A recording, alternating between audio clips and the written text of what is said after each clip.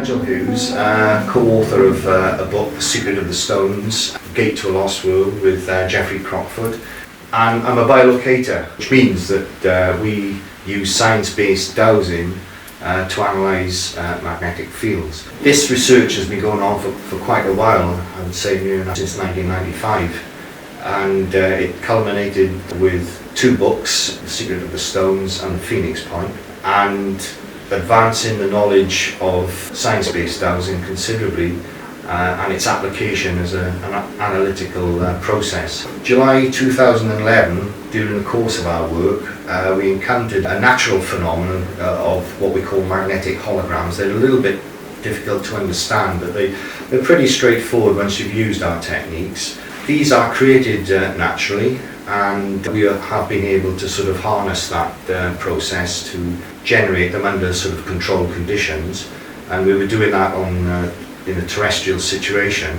But in that July, we suddenly realised that, through a long story, we were looking at holograms of craft, extraterrestrial craft, that were naturally being transmitted down from space. As well as light reaching the surface of the Earth from the planets, magnetic fields do. And in our second book, we describe how we analyse the fields from planets, a sort of astronomical form of science-based dowsing, Biolocation. As a result of that July, we suddenly realised that we were also looking at craft, the extraterrestrial technology that's sort of out there. I first met Geoff quite some time ago when I went to a lecture in St Albans on dowsing, because I was always interested in it. I could do it, but I never really knew what I was doing, and I always say that within 5 minutes of Geoff giving the lecture, I thought, thank goodness someone knows what they're talking about. So basically, we then started applying all our research to this situation that we found ourselves in July. We couldn't believe it. We challenged ourselves with scientists. These were holograms of extraterrestrial craft. We had the blueprints of the technology, and of course we actually could sort of find them in the craft as well. And since then we've been developing techniques more and more, which has resulted in what you've been looking at today with the arrival of Comet Ison. I had a look at this last week with our techniques and found I could pick up the comet, so I rang Geoff and Gordon, put some emails out. Geoff's able to do the analysis here during the day. And it's bringing up, just some incredible data and information about what's going on out there, which seems beyond the reach of our technology to see. And even if they could see it, I don't think they don't understand what's actually going on. Biolocators, they're all based generally in the south, and one or two people are coming on, but it's not a big group. It's sort of 5 or 6, and there's a few on the fringe around that as well. Of that 5 or 6, they're doing regular research daily. I mean, we do 24/7. I mean, if we need to, we will go out and in the middle of the night and follow an occultation of a planet or a moon, because all the ET stuff we have to reference against known terrestrial and astronomical events, which we can follow with our methods. And in the same way, we can follow what the ETs are doing. We can look out beyond the solar system and look at events out there, which we do. They're very active out there in intergalactic space, interstellar space. We can look at other stars in a number of ways, and it is probably the title of the book. It's a cosmic ocean out there, and we're just a little coral reef in the middle of it. But the question still arises why we are isolated. Why we're not seeing, or why we don't have access to this technology. Do you think the planet's been quarantined off? Well, it's a possibility. I mean, we always sit down and just write out all the possibilities. Just say the energy involved is the energy we dowse. They know a lot more about it, and to my mind, they've got a big insight into how matter and energy works, and they can control it, tap into it, modify it, adjust it, work it, and that's why they can do what they do. Whether in a sort of secret level we have this energy and sort of technological, and it's kept under top secret, I don't know. But so that's how we tie into it, because the energy we use to dowse is part of their understanding. And again, we're trying to model their technology. For example, we can get matter to sort of travel across a room into a piece of paper, but it is only a dowsing effect. We haven't scaled it up yet. Whereas they can actually move material and matter down standing wave systems. This quantum effect means that they don't need pipes or anything like this to move things. They can just send atoms and molecules down standing wave systems. These are magnetic standing wave systems.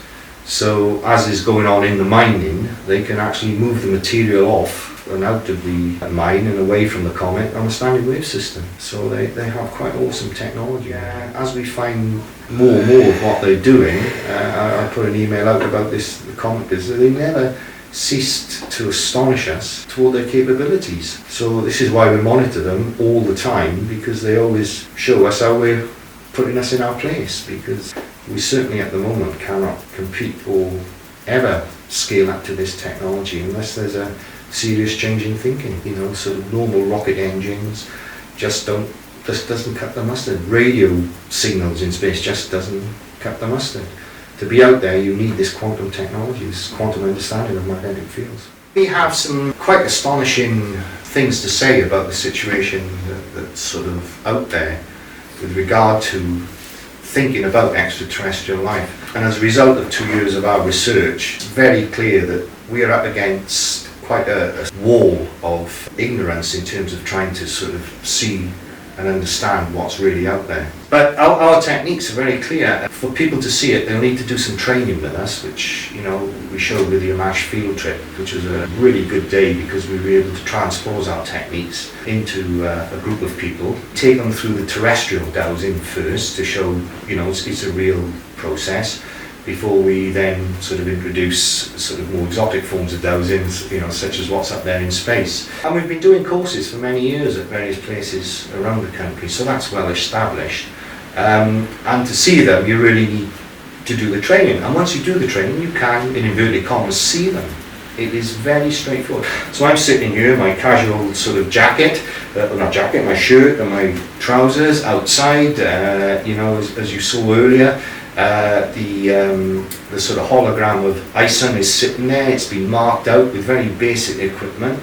You don't need high technological techniques to actually see what's actually out there, but you do need to look at our process and also adopt the style of thinking, the critical thinking and the scientific thinking that's sort of around it. Then it's very straightforward to see what's going on out there. We look at the nuts and bolts of it. We look at the technology, we can see the ships, how they're the structure of the engines, how they're able to deal with travelling in space. They have cracked the light speed barrier. It's a quantum technology that's allowed them to do that. They are spacefarers, they have massive stations out there. All this is easily sort of discernible using our techniques. One of the techniques we developed, we do work as a team. I'll use the mnemonic, together everyone achieves more. You do need to work as a team because what you're confronted with are quite staggering sort of challenges to your paradigms of our life on Earth. What's going on out there really will challenge how we see space and how we see the Earth. I say it's a sort of pre-Copernican way of thinking, in the same way that before Copernicus people thought that the Earth was at the centre of the heavenly bodies, and people like Galileo soon started changing that, you know, with the sort of advent of the telescope. We're the same about life out there. We see it very much from a human existence. And although these life forms out there, of which there are many types, are biological, the way in which their modus operandi is a term I use, is very different to the way in which, or it would seem, the way in which structure and organisation of society goes on sort of down here. So that takes some sort of accepting, and I think this is the importance of working as a team, because we have to sort of keep on top of this thinking, because it presents challenges every day, as this comet has. You know, we've got the comet down, our astronomical techniques, so it's a comet, and as we're already finding out now, there is something very interesting going on around the comet, and as we found this morning, something inside the comet as well, mining activity, or we've got to look for other things that are going on it. And we now have to track it to see what exactly will happen as it sweeps around the sun and heads back out into deep space. If it does that, you know, there's every possibility that something different could sort of happen. And the uptake of this is that if you want to see these things, it's pretty straightforward to do some basic training. People do need sort of support from more experienced biolocators. As we're engaging more and more people in this, more people are becoming aware of our work, and we're seeking to how we can link in with other people's observations of what's going out there, particularly the work that Amash does. Because these life forms are everywhere, and there's no doubt they are visiting us. I use the word us, they are visiting the surface of the planet on a regular basis in a number of ways, and how we are interfacing with them is still a bit of a mystery for us at the moment. That's sort of as a result of this summer, where we've got direct evidence now of landings and activity in local areas. We're still uncertain as to why this activity is going on, and in particular they do not appear to be sort of revealing themselves to anyone, and they have the technology to do that. When they land, they're essentially cloaked and invisible. They're highly mobile, they move around the area, they visit certain areas.